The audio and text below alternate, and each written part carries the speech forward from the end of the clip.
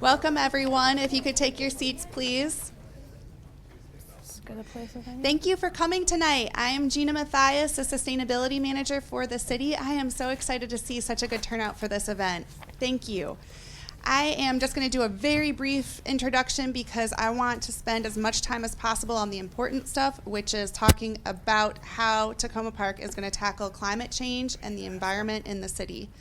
So I'm going to just say quickly, thank you for being here. We are here because the city needs a new climate action plan. We have implemented most of our 2014 Sustainable Energy Action Plan.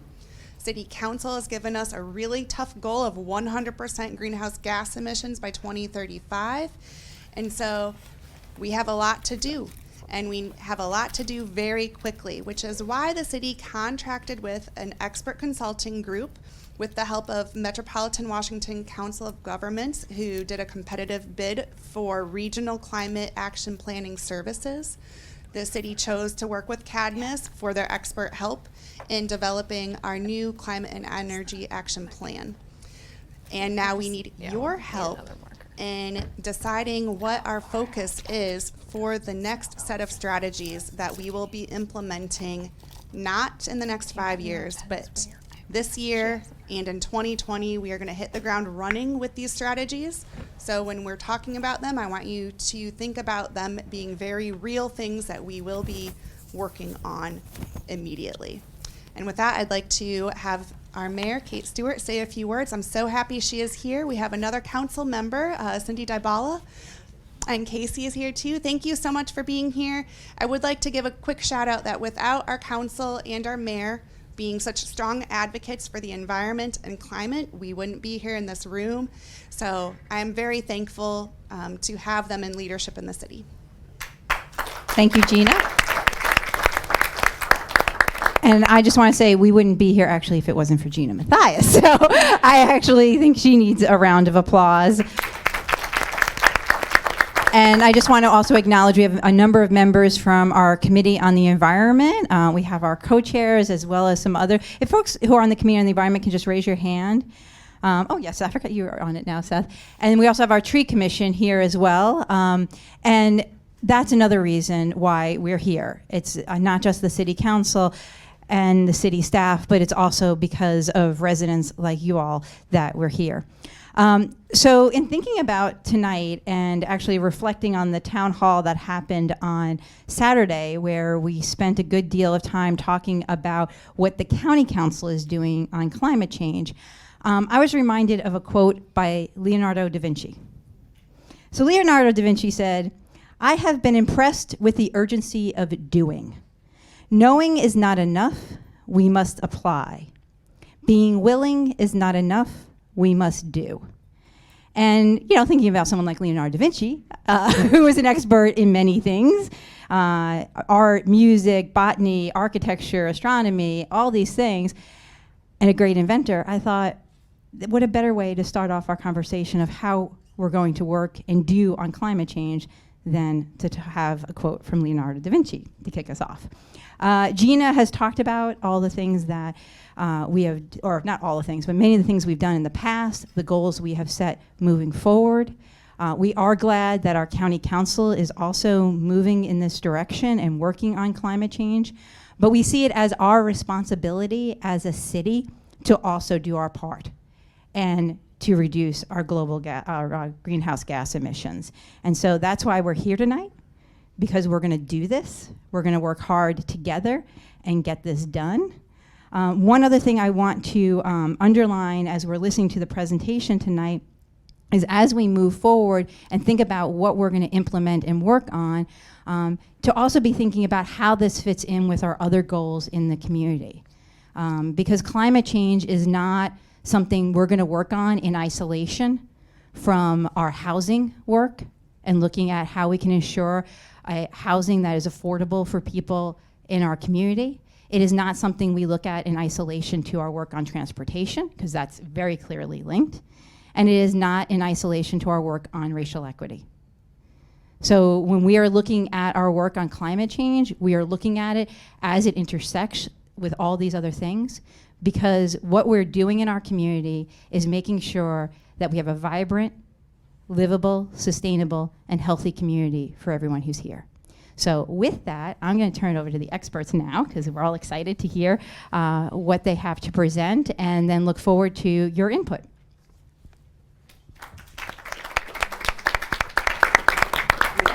Thank you. Oh, I don't know if you need that, right? I am not sure. Yeah, seems I do not need this one. All right. Well, good evening, everyone. My name is Farah Anderson. I'm here with my colleagues Kate and Kai, both from the Cadmus group. We are thrilled to be here with you today and honored to get to be a small part of your longstanding commitment to sustainability and continuing to move forward. So wanted to take a couple minutes to just introduce what we're here to do tonight. So this is the overview of kind of what we'll be up to. We'll take a few minutes now. I'll sort of provide some context for what the project has been that we've been engaging with Gina on, and then kind of talk through the key findings to date. So Kate will do some of that. And then really the big purpose tonight is to hear from all of you. So the majority of the time we're actually going to be in breakout groups and having discussions with all of you about what your priorities are and what your vision is. Oh, there we go. Great. So just a quick bit about Cadmus. We're a strategic and technical consultancy focused on social and environmental impact. We work in cities throughout the country with local governments, states, and other types of organizations as well. This is a map of some of our key clients in which we have been involved in sustainability and resilience work throughout the country, either through direct engagements or through parts of larger networks. In terms of why we're here specifically at Takoma Park, we really are eager and excited to have been able to be a part of this next stage in climate planning. And as Mayor Stewart was alluding to, really focusing on social equity and resiliency and kind of taking this holistic view. So we are, the work has not started just now. The work is building upon the efforts that you all have been doing for the last 20 years. Briefly, what our work looks like, we have 3 key tasks. The first is a community greenhouse gas inventory and trends analysis, and so this outlines basically where are emissions coming from, and so we looked at 2017 data and then also compared that to past inventories. The second task is climate mitigation and sustainability program planning support. So this is a big part of what we're here to discuss tonight. This is really taking action on what we can do about the results of that greenhouse gas inventory. So what are the strategies that can help reduce emissions? What really resonates with all of you as key stakeholders and community members, and how do we prioritize those and develop a path forward?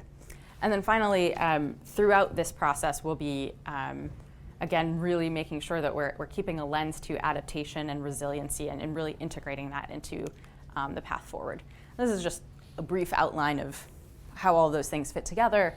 Our engagement kicked off in May, and we've now completed the inventory and are in the process of continually thinking about the adaptation and resilience while now focusing more on the honing of the strategies.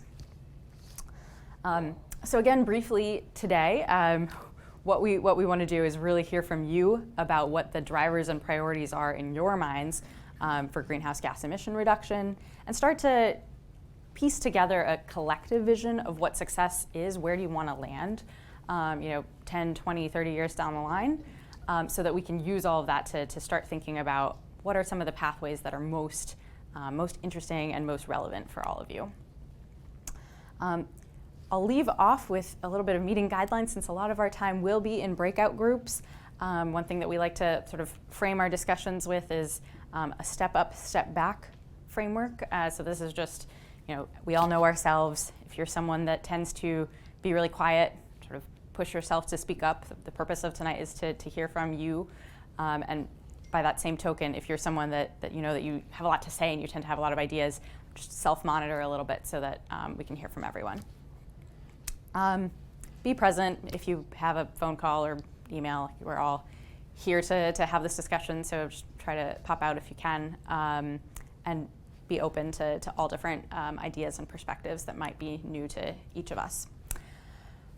So with that brief introduction, I'll pass over to my colleague Kate Mueller, who will provide a little bit more context on our findings to date. Hey everyone, can you hear me okay? Great. Transition the microphone there.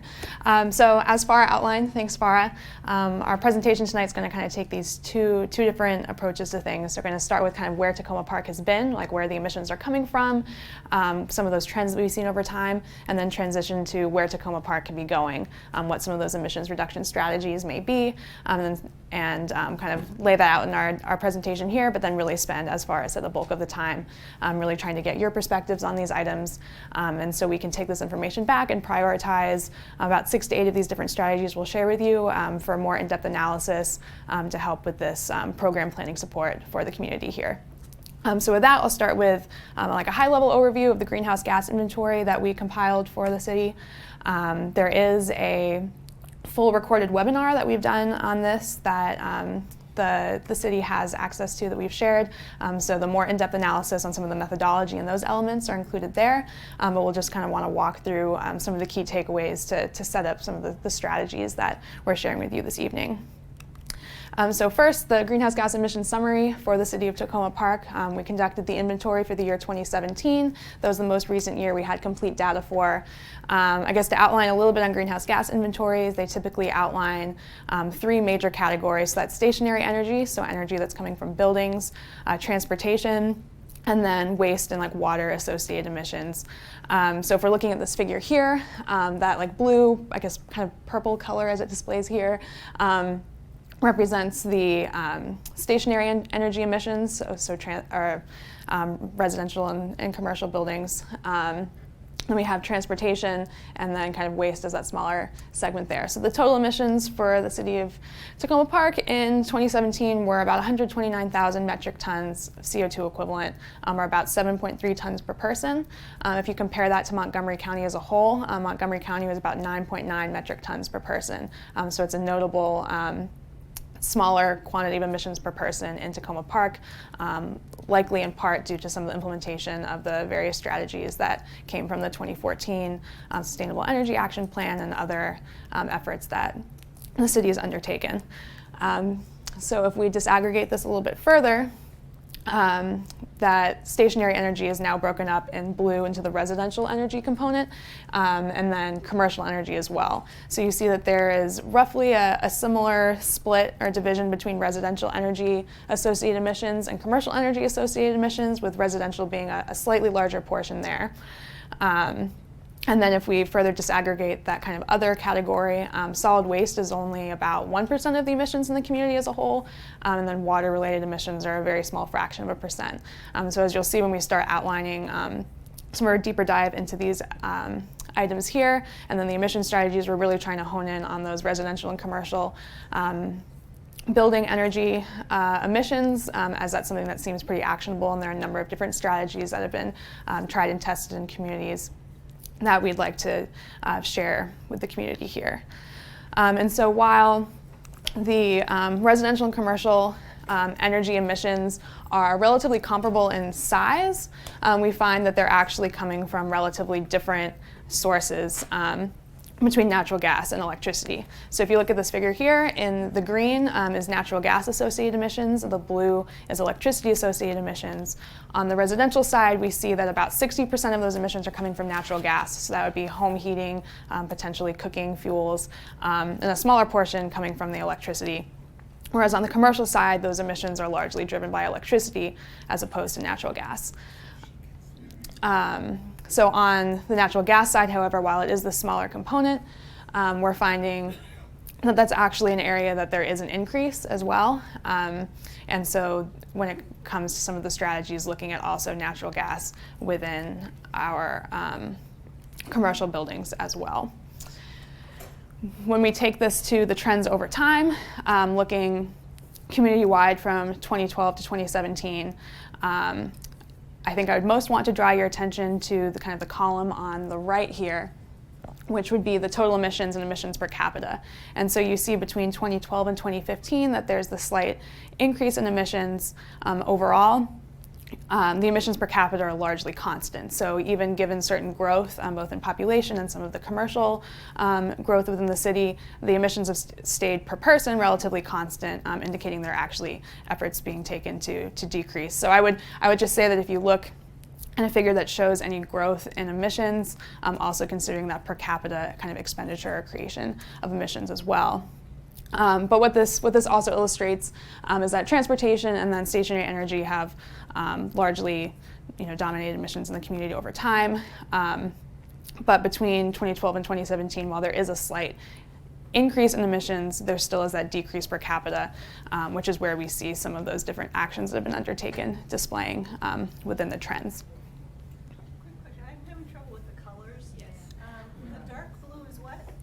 So that is residential energy. Green is Commercial. and what's the light blue? The light blue is transportation.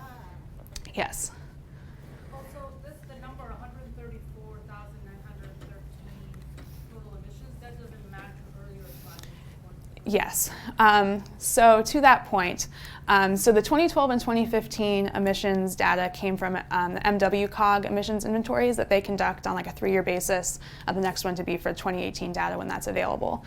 The strategy, the 2017 values are values that we had produced within our firm.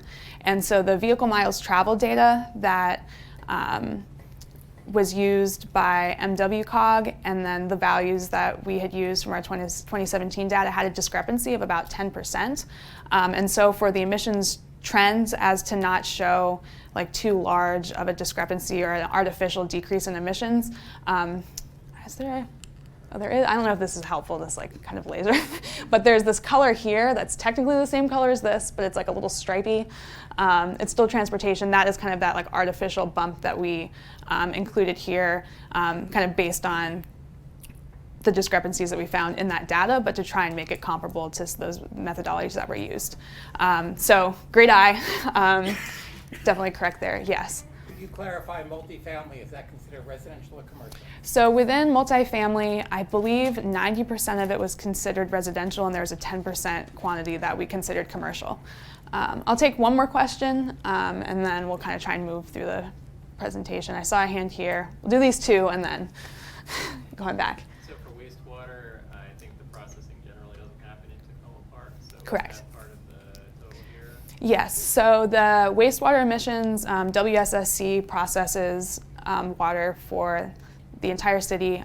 They have their own inventory that they put out on an annual basis as part of their emissions reduction strategy. And so we scaled the values that were associated with wastewater treatment based on population, so based on the Takoma Park population compared to the WSSC service territory, and then had included that as the wastewater-related emissions attributed to Takoma Park per the inventory methodology. And then I think there's one other here.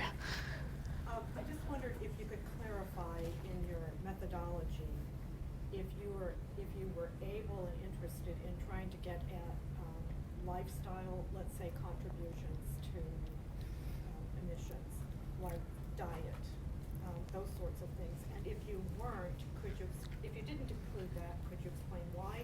And is that something that you could imagine us trying to integrate into what we're trying to do? Sure, that's a great question. For this kind of inventory, that is not something that's explicitly considered.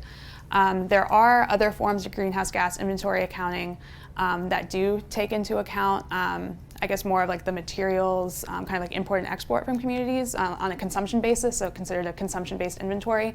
And so that is a kind of inventory that can be conducted, often is conducted on a larger scale, usually on like a state or a national basis where it's easier to track some of those inflows and outflows of different products, food, for example, materials, clothing, furniture, office supplies, things like that.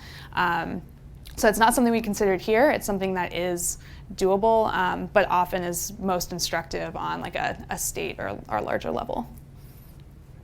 We also wanted to maintain comparability with the previous. True. Yes. So Kai just also pointed out that in order to maintain comparability with the previous inventories, we maintain the same methodology that is also employed by MWCOG. It's ICLEI is the name of the organization that kind of has this international greenhouse gas accounting process. And there's also a US community protocol associated with that is more tailored to communities here in the States. So thank you all for those questions. And like I said, we do have a webinar that kind of goes into these slides, but additional set of slides and the methodologies as well. Gina has a copy of that. I'm not sure exactly if or where it's distributed. Online, great. So for those who are interested in kind of diving into this a little bit more, sounds like there is the opportunity to do so. So again, continuing with some of these trends, once again focusing on stationary energy here, we see that in this 2012 to 2017 period of time, stationary emissions largely kind of begun to level off. Granted, this is a 5-year perspective.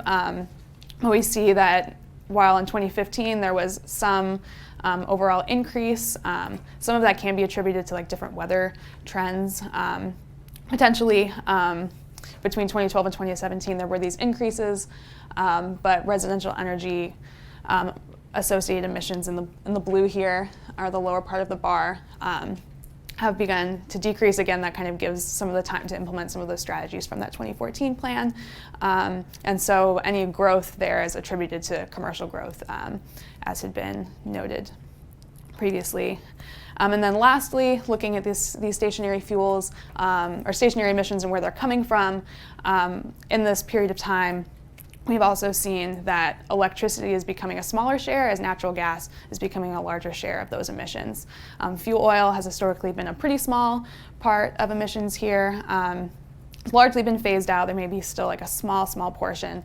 But given these trends, looking to investigate natural gas as kind of an area to taper away from. Some of that has to do also with just the cost of natural gas being less expensive. And so we're seeing in a number of different communities where natural gas is kind of becoming a more frequently used fuel.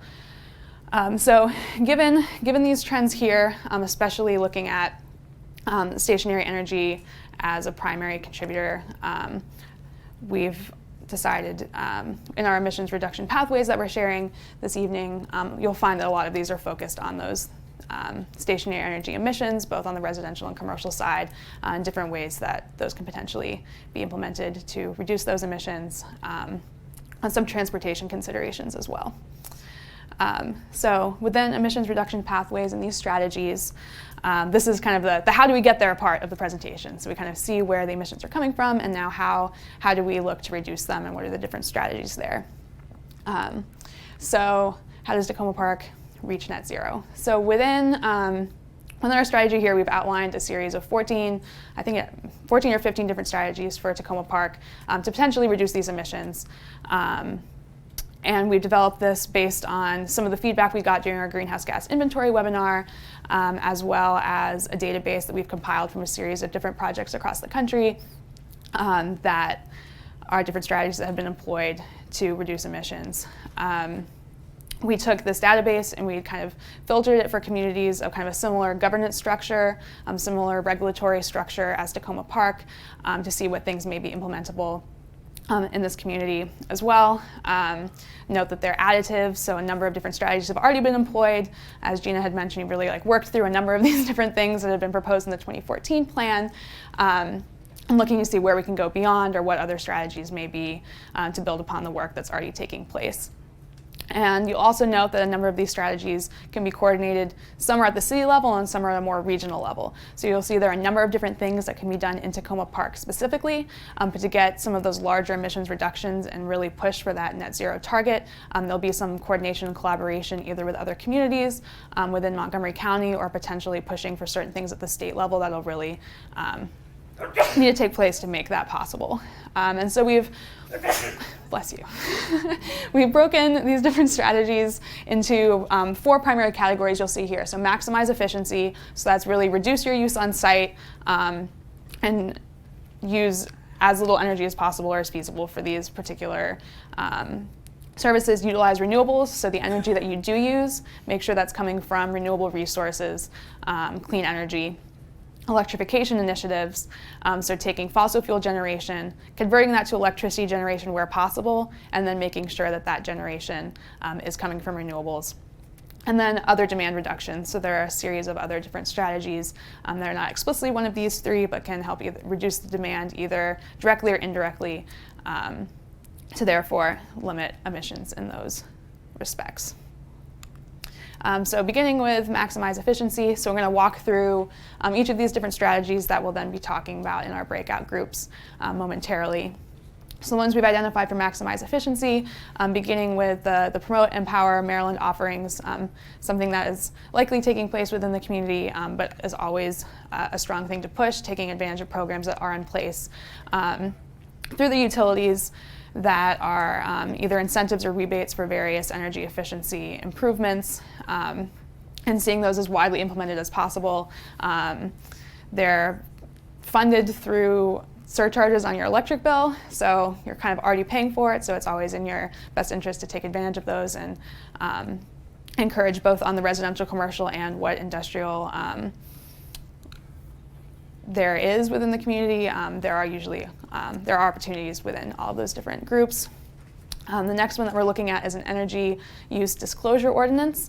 So this would be targeting commercial businesses and having an annual reporting of energy use that is publicly available through the city. And so this has been implemented in other communities, and it can be a foundation for further performance requirements in buildings. So once you have the data on how much energy is being used, you can begin to set targets or requirements for how much it needs to be reduced and how you're going to get there.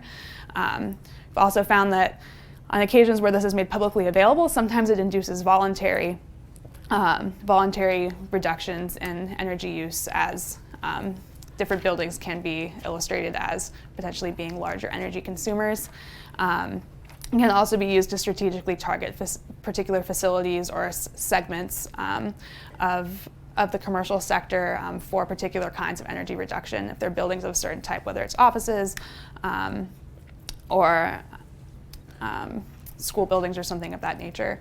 In a similar fashion, on the residential side, introducing residential energy assessment requirements. So where a disclosure ordinance isn't necessarily applicable for residential buildings, I'm looking at ways to periodically assess the energy performance of the residential housing stock, whether that be at time of sale or in other determined period of time, and then potentially having a list of mandatory energy efficiency measures to be installed out depending on the results of that audit. And then lastly, promoting cogeneration. So where there are applicable commercial or industrial segments where cogeneration can be put into place, utilizing state incentives that are tied to that. A little bit more on that, just for any of the audience with cogeneration. Sure. So where there is fossil fuel generation, like on-site generation using fossil fuel, typically in larger commercial facilities. Cogeneration is using the use of that fossil fuel for use of the fossil fuel for the typical on-site demands, but also harnessing any of the waste heat from that to then produce to cogenerate per se additional electricity for the facility. I don't know if there's something you wanted to add to there. For like a municipal facility, or so if there is a larger commercial facility, or sometime The hospital's closing, so. Okay. I think that really is a non-starter. Okay. And that's great feedback to have as we will work through an exercise following this within our breakout groups, and that's exactly the kind of feedback that we'll want to have as we go to prioritize these.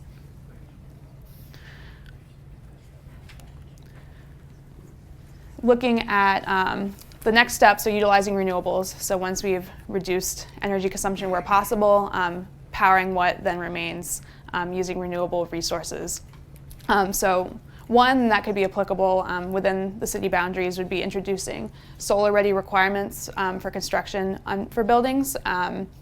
So where there is not on-site solar installed or solar during new construction, implement certain guidelines that enable solar to be easily installed should that opportunity arise or should the appropriate funding be available to that facility. The next two, virtual PPAs and community choice aggregation, we'll explain both of those would require larger regional or like multi-community collaboration. So first, within a virtual power purchase agreement or PPA, I guess first, how many of you are familiar with with a PPA? Okay, a few. Great.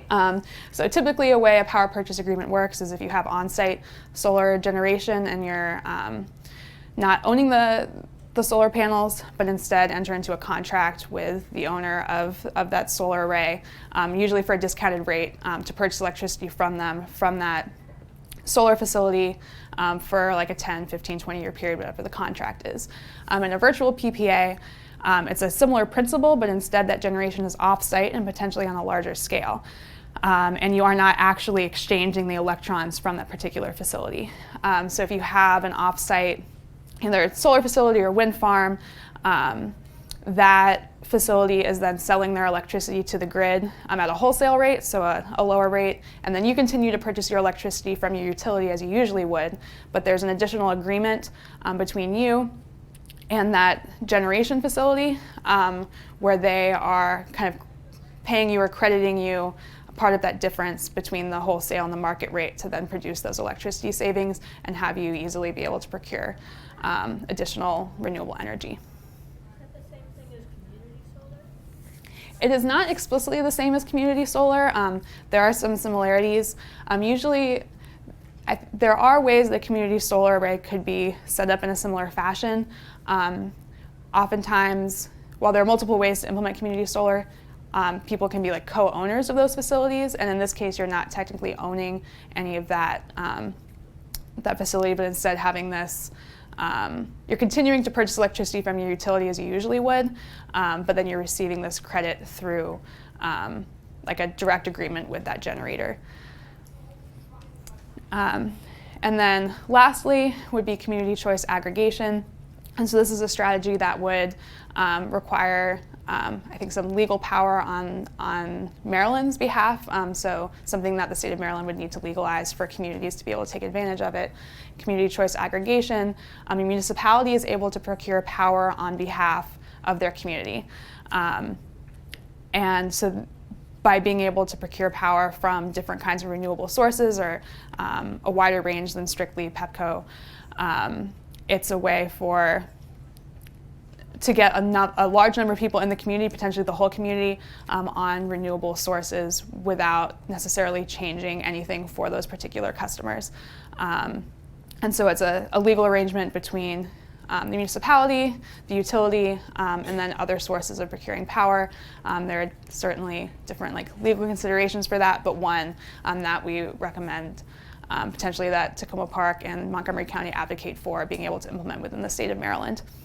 As there are a handful of states that have taken advantage of this. Is nuclear energy considered a renewable? So, is nuclear energy considered a renewable? So, technically speaking, nuclear energy is a non-renewable resource based on how it is generated. However, it is largely considered a clean energy resource or like a low-carbon, non-emitting resource. So that kind of balances those two definitions. With respect to your target of reducing emissions, I do not want to speak to if the community has a particular status or standing on nuclear power. But from a carbon perspective, would potentially lower emissions as it's not carbon emitting. So it would be something to work through as a community on kind of like where your values are, how you feel about nuclear as a community, and whether you're targeting carbon or strictly renewable resources. We're a nuclear-free zone. That should settle it. Yes. Secondly, nuclear is already a part of the mix of the sources of electricity that we get from PEPCO, whether we like it or not. Mm-hmm. I'm just wondering why community solar is not part of your options.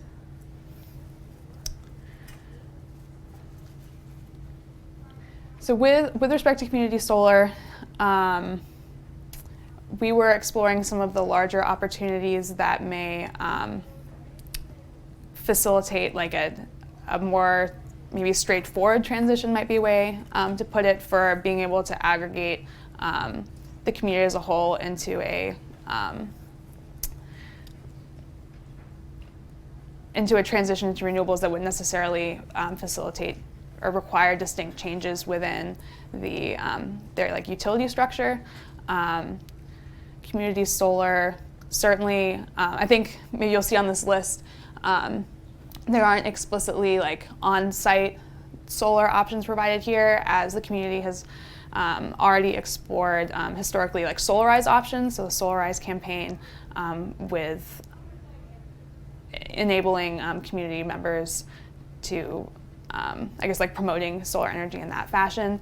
So we were looking at some alternative options here, but that's not to say that's something that shouldn't be considered. And again, is the kind of feedback in our breakout groups that we will definitely be noting. Is there a reason solar co-ops aren't listed as one of the options? Not explicitly. I think, and again, in our groups, we're certainly like happy to facilitate a discussion around these and incorporate additional resources where that makes sense. Just for those discussions, so I understand more clearly, community choice aggregation sounds like you're suggesting, in response to our question, that it's actually, in a sense, provides the potential for more of a sort of,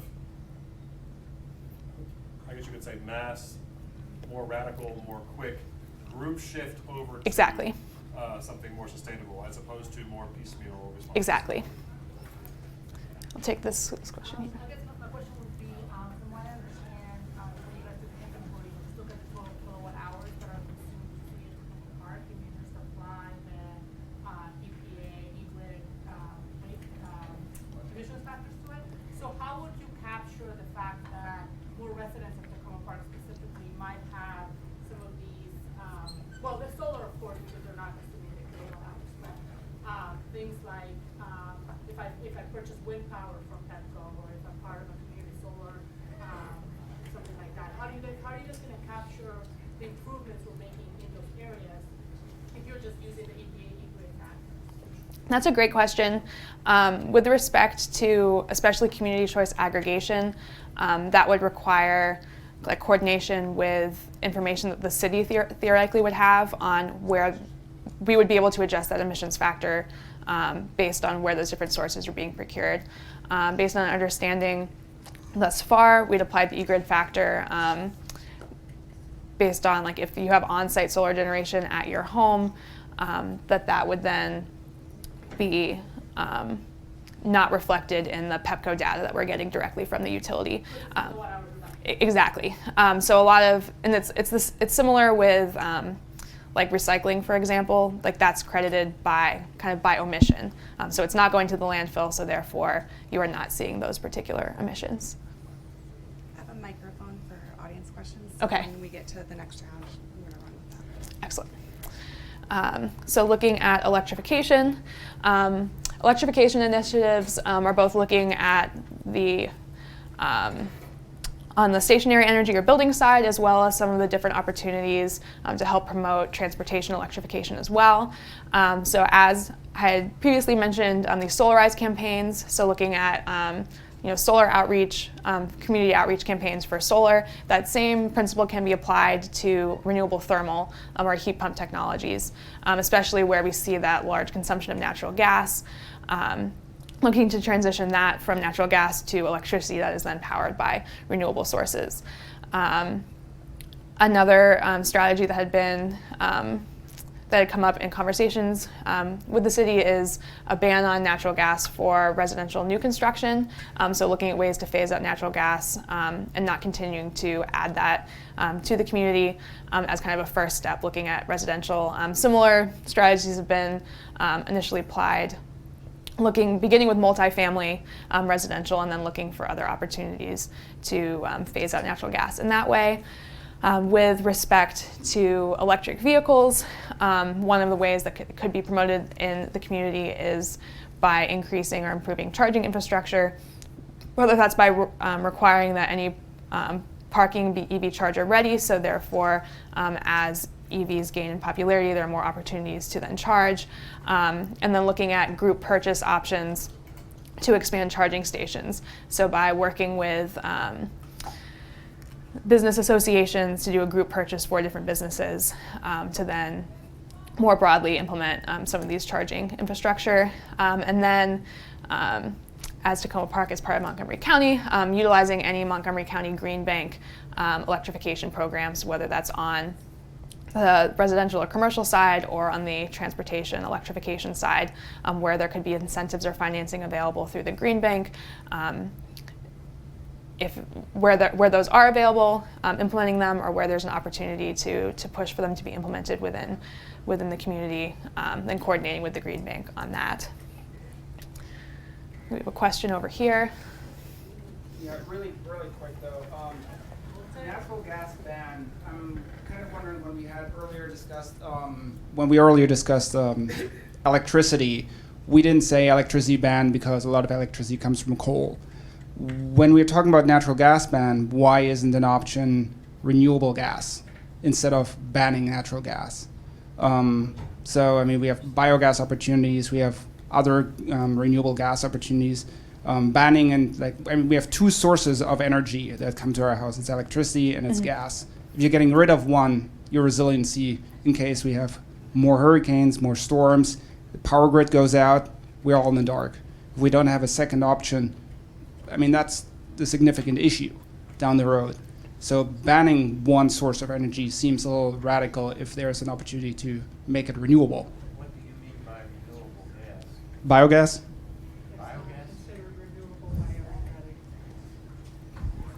I think there are probably also scalability considerations there too. But again, something that happy to take into discussion, further investigate how, for example, natural gas is being used. If natural gas is being used solely for heating, then that redundancy only being available for like one season of the year. If we're looking at more like extreme heat considerations, then perhaps that redundancy is not as critical. But again, things for the community to talk through and see where what approaches would best suit the community here. I think we do have a question here as well. Sorry, behind you. With natural gas, you're up against a lot of things, but T-Bone Pickens did die just this past week. There is energy in our grid that is generated by natural gas power plants. Yes. And methane extraction from landfills is an important source of biogas, if you will. And it is possible to generate at a smaller scale gas. And what the gentleman said about resiliency and having built-in resilience, I think we should be careful what we ban. Could you speak a little bit about whether the possibility of microgrids are a suitable possibility for Takoma Park?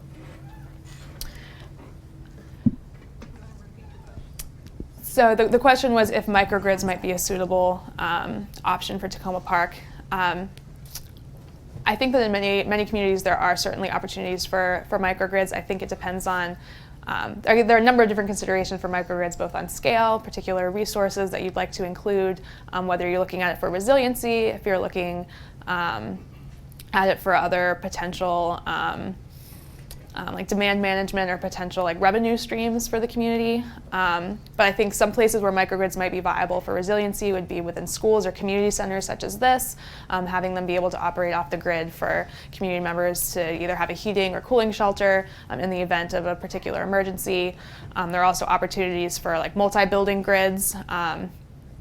I guess in this building specifically, it looks like the police station and the community center are combined together, but opportunities to ensure that emergency management in conjunction with other, say, like heating or cooling shelters are available. So I would say that microgrids are and becoming more and more a viable option within communities nationwide. So in terms of what Cadmus will be doing for this program, Sure. for the city, would you, for instance, be talking to PEPCO about the possibilities of a co-agreement about that? So within our engagement here specifically, we would not be going as far as to begin that with PEPCO. If it comes out as a strategy that the community would like to investigate, then that's something we can kind of lay out some of the particular details on without going as far as like an implementation plan, but then turn that over to the city as something that would be worth investigating, whether that's communicating with PEPCO, looking at different, maybe suggesting a feasibility assessment, looking at different facilities that could be viable for a microgrid. But as part of this engagement, we would not be necessarily going as far as looking at the implementation plan for that. And so lastly, a couple of the strategies for other demand reductions, looking at potential like green roof or green space requirements, something that's been implemented through ordinances in other communities. That also has resiliency co-benefits, so looking at potential for energy reduction indirectly by inclusion of a green roof or additional green space, and then having the resiliency of helping mitigate different water requirements. In conjunction with Montgomery County's bike plan and other bike infrastructure improvements that are currently ongoing in Takoma Park, looking at expanding this to the installation of protected bike lanes on particular major thoroughfares, as that can help further promote bicycle infrastructure and make cycling more accessible to a wider range of people through that kind of additional protection and like confidence from use of a protected bike lane. And then lastly, another indirect method being carbon impact statements. So suggesting that whenever the city is looking at different potential policies to implement or potential city actions, that those be accompanied by an assessment of how this would affect greenhouse gas emissions, and so further integrating greenhouse gas emissions consideration into community decision making moving forward, just so it's consistently top of mind and that decisions that are being made can be evaluated for how they may impact goals related to emissions reduction. So that being said, there are a series of different strategies, many of which can be implemented on the city level, a few of which would require regional coordination. So just drawing attention to the fact that while there are many different things that the city of Takoma Park can do, achieving net zero will require larger systemic changes, especially with respect to where energy is procured. So flagging that there are certain efforts, especially when it comes to demand reductions, that can be undertaken by the community, but looking at opportunities to engage more broadly to take advantage of other programs or other opportunities to reduce those emissions. So whether that's collaborative efforts with other communities or looking at the county or state level for places where that legal consideration may need to be taken. And then which has been identified, also looking at incorporating resiliency. So when we talk about resiliency, we're talking about like a level of climate preparedness, so the ability to adapt or change in the face of different climate-related stresses that may be increasing over time. As part of this process, as Farah had outlined at the outset of the presentation, we're also looking at adaptation and resilience strategies and developing a memo for the city with respect to this.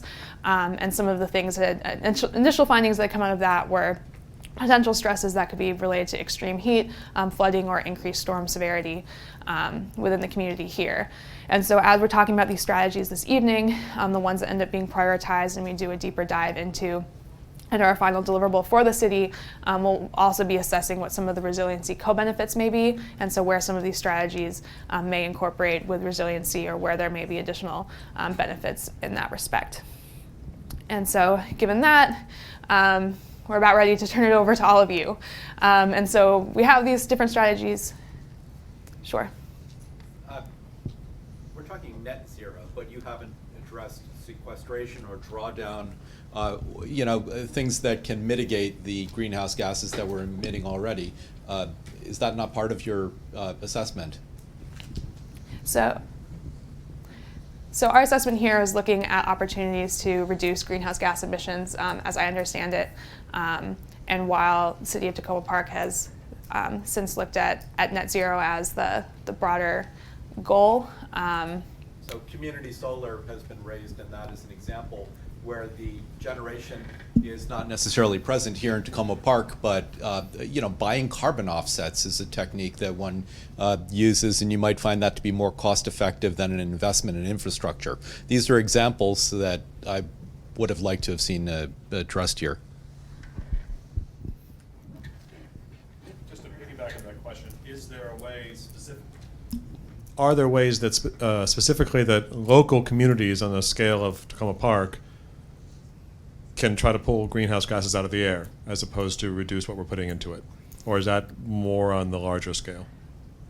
I would say with respect to like the technical feasibility of pulling it out of the air is largely not something we've seen implemented on a smaller scale. In terms of the community ability to go net zero, the broader strategy that is largely being employed is kind of this like electrify everything and offset or purchase renewable is largely the approach that's being taken at this point of time. So move away from fossil fuels, electrify where possible, where not possible, then looking at offsets, and then using renewables as broadly as possible. In communities that are also undertaking net zero requirements, that's largely the approach that's being employed. So thank you, and thank you to the City of Takoma Park. This is an important discussion. I'm kind of interested in piggybacking on Seth's point about drawing down, and there are local things that we can do for sure. Soil is one of them, which is something that's very local. We collect all our fall leaves. They usually leave the city. They don't come back. I think we're going to find our backyards are starved of organic material, just to name one thing that's related to solid waste. So I think my recommendation, because I think we're moving into small groups and discussions, which can be very valuable, is that also given the question here from another member of the, I think, or maybe it was you, on the consumption, and that's not included in the ICLEI inventory. And I, in transparency, I work on composting and solid waste and Rotary Port Stop Trashing the Climate. There is a direct connection to what we consume and throw away, and there's a lot we can do on the local level and a lot that this city can do, and I'm sure that many people in the room have other instances of this. So maybe, since this did focus a lot on energy and transportation, that when we break into groups, we didn't talk about the equity and social equity, and there's a lot of that when we bring things, community solar and the microgrids and the small scale, which can scale up. So it's not all large-scale infrastructure. We can do a decentralized distributed infrastructure, small scale in Takoma Park. So maybe when we do the groups, we can break out of the ICLEI greenhouse inventory. I don't want the city spending more time doing inventorying of consumption, because we kind of know what the issues are, but maybe we can encourage people to brainstorm outside of those boxes for some other things that deal with the equity, deal with healthy soils and some of the other things. So sorry, just a long-winded way. How are we on time? I had one.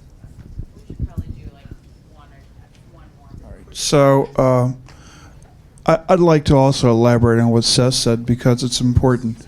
I will say that in Takoma Park last month, we had 73 people on a Sunday afternoon come and talk about drawdown. So the community is somewhat educated about that.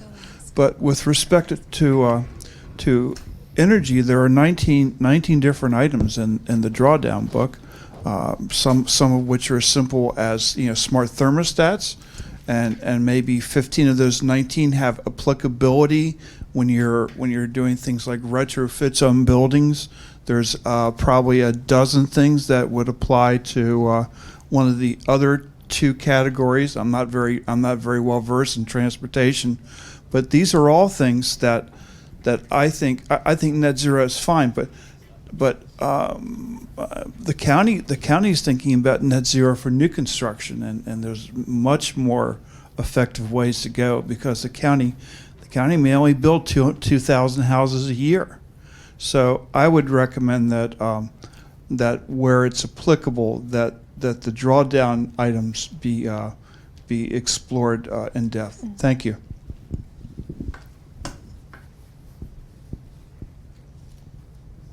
Do we have one? Josh, you're on the spot. There's a gentleman over here who's had his hand up forever. I want to ask this question because I think it might be helpful as we go into groups.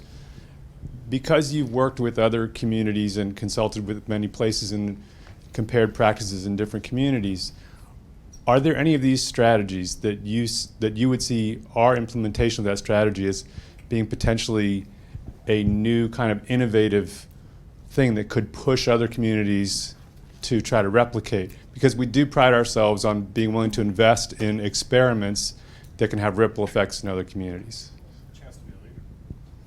Yeah, that's a great question. Great point.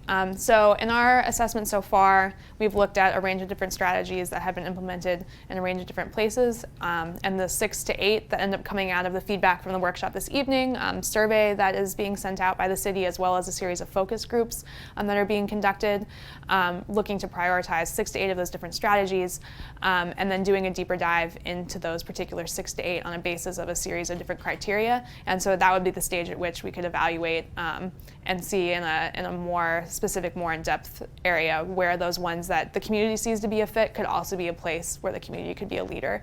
So I would say that assessment is to come. So unfortunately, I think in the interest of time, we're going to have additional comments that will come out in the breakout sessions. So again, we're about to break out, looking at establishing priority strategies, and so the best actions for the community are the ones that are a result of your priorities. So going through the discussion tonight, and seeing whether the expedience, the timeline on which these things can be implemented, or how cost effective they may be, things like the potential emissions reduction, equity considerations that have been raised, where those different criteria, what things the community would like to see really be emphasized, and then be able to move forward with establishing some of these priorities on the basis of these items. So with that, I think we're about to break out. I'm going to turn it back over to Farah.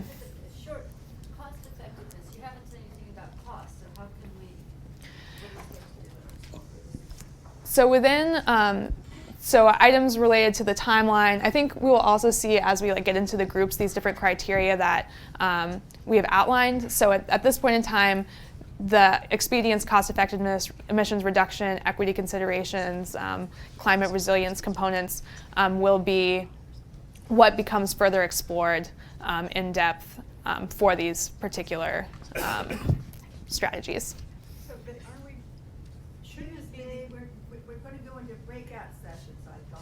Yes. So you can go forever, all night. So I think I'm going to turn it over to Farah to kind of facilitate. If we don't know the impacts of all those different values. Would you like to speak to that? Priority based on how cost I'm going to hand this over to you. Absolutely.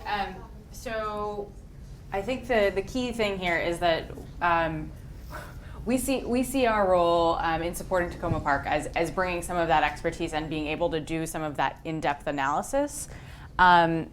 So that's some of the lens that we can bring. The lens that we're looking to you all to bring is, what does our community really care about? So if cost effectiveness is something that you really care about, that's going to be a key question that we talk about. Is we've taken a stab at, here's what we see as key filtering criteria, and we're going to get your feedback on it. So I think we'll have some robust continued discussions on that.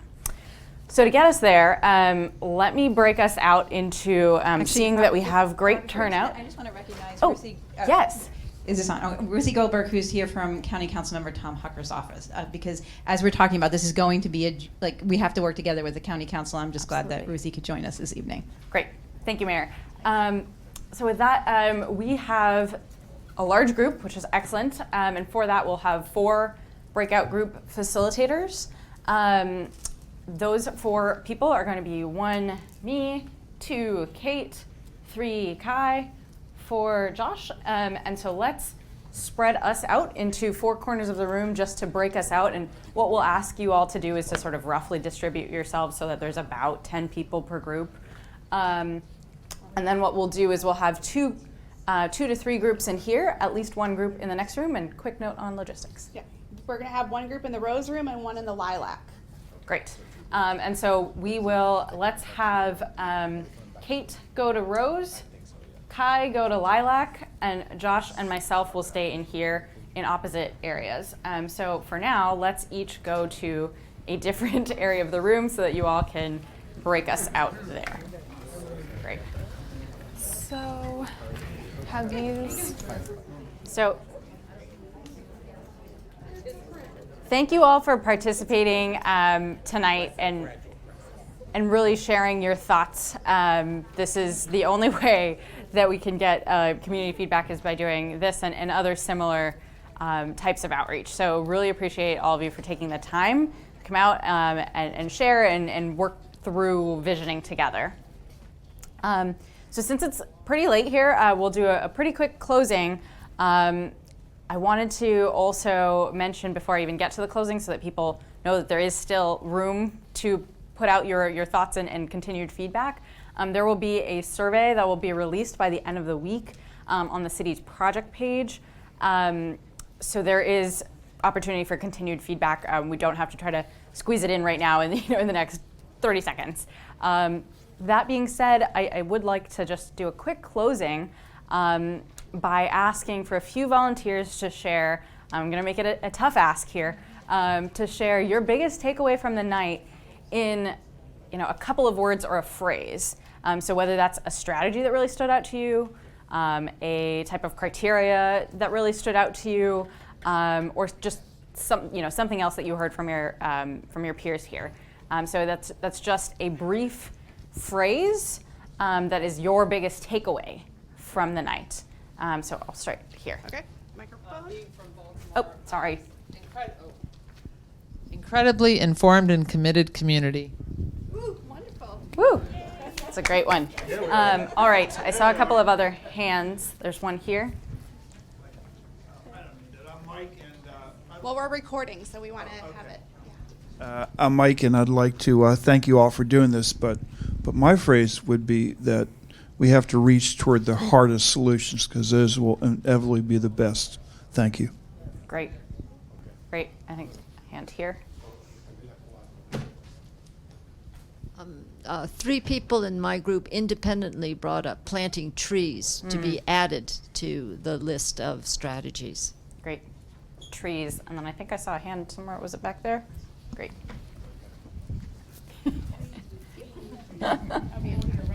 Oh, okay, great.